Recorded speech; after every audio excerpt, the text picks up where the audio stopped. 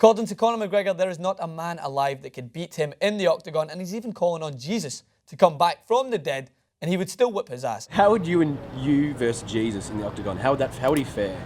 Me versus Jesus in the octagon. Welcome to TMZ. How would me versus Jesus in the octagon? I tell you what, there's not a man alive that can beat me. But Jesus ain't alive, is he? So I don't f***ing know. Maybe he could come back from the dead. I don't know. I'd still whoop his ass. So this is just adding to the buzz which is surrounding this week, leading up to Aldo versus McGregor. We brought on the Geordie. I know you're known for his fantastic coverage on world football as a whole, but he's a big-time UFC fan, and we want to discuss some things here around Aldo and McGregor. So, Geordie, how much are you looking forward to this fight? Oh, I can't wait for this fight, mate. I've been following Conor McGregor from day one in his UFC career. Jose Aldo is an absolute beast. Yeah. I don't know if it's a wise move threatening Jesus. That may come back to haunt him a bit, but I can't wait for it, mate. What do you reckon? I mean, we've been talking about this fight, I mean, since it first was proposed to happen, and then of course with the mishap. I mean, I know Conor McGregor talks a lot. I'm a huge fan of him. I think this is what UFC needed. I think if we had more characters like this in boxing, it wouldn't be such a dwindling sport. And I say that honestly as a big boxing fan. I mean, if anyone just watched the Tyson Fury-Klitschko fight, yes, it was great to see Tyson Fury, but Jesus, man, if there was an option between a future punishment, I would give someone the option to choose between watching Manchester United attacking or watching Tyson Fury and Klitschko fight again, because both of those equally dire for me at the moment. But UFC, this card, you know exactly what's going to happen. You're going to get an all-out intense fight. The hype around it, despite the many rumours that this is all just for the camera, I genuinely believe that Aldo and McGregor dislike each other a lot. There's a lot more riding on this fight than just the possibility to be considered the champion, the world champion, of course. But McGregor hates it. He despises it when people call him the interim champion. To him, he's not the interim champion. He's a worthy champion.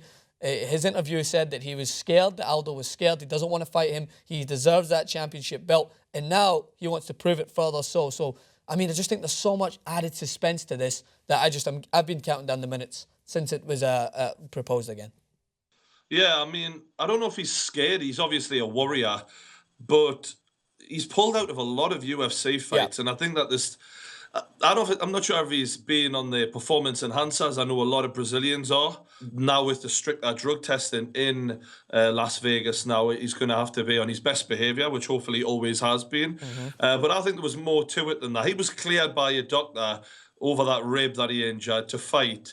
I think he bottled it a little bit. I have it on good authority that Conor McGregor's knee was shot to shit before that fight, and he still turned up and fought. And he fought, one of the hardest matchups possible last time around in Chad Mendes on a couple of weeks' notice. It was a nightmare matchup for him. He's not a wrestler, Conor McGregor, as we're seeing in that fight. Yeah. He couldn't stuff the takedowns due to how banged up his knee was, and he still knocked him out. Yeah. So I was impressed with Conor McGregor. Looking at this fight coming up, the styles.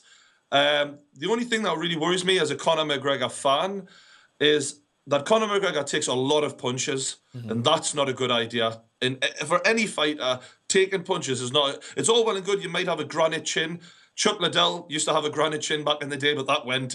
And when it did go, it was quite sad. Yeah, to be quite honest. When he kept getting knocked out of everyone who he was clearly a better fighter than, because he couldn't take a shot. Yeah. Everyone's chin has an amount of times it can get punched, and I don't think it's a good idea to just walk forward, because Aldo does hit hard. I don't think he hits as hard as Conor McGregor. As we're seeing, Conor McGregor made mincemeat out of Chad Mendes, which he went 5 rounds with Aldo. Last time round.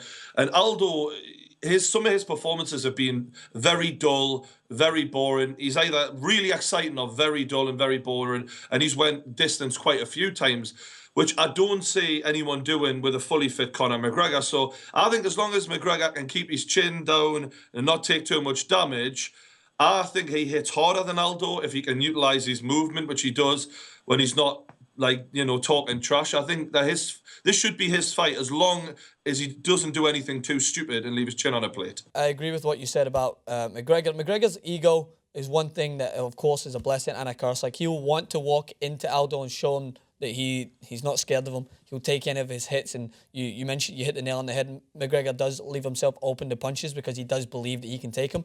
The thing that I worry about, because I do want to see McGregor win this fight, but I understand that Aldo's a worthy champion, it's his leg kicks. You mentioned there McGregor's knee, which has been previously a problem with him in the UFC, is what Aldo's leg kicks are obviously one of his most devastating blows.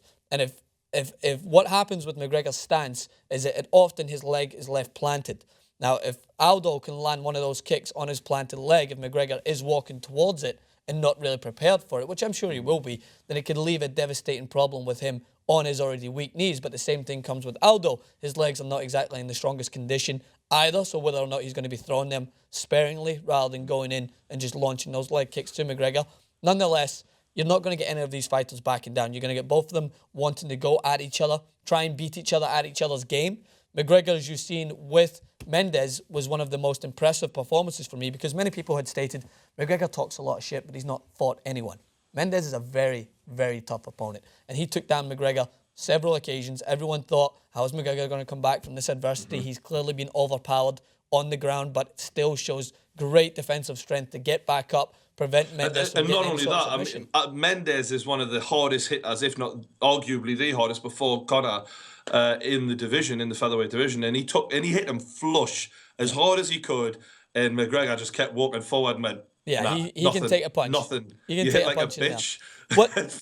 What's the question I want to ask you about it is, so back across in the UK, how excited is people for this fight over there? Because we can't stop talking about it here over in the States, but is there a buzz around this? Is everyone looking forward to it and expecting to see the fireworks that everyone wants to see? It reminds me, I mean, I was very young when this was going on, but it very reminds me of the Naseem Hamed feel, the showman, the knockout puncher, razzle dazzle, he puts on a show, he talks the shit.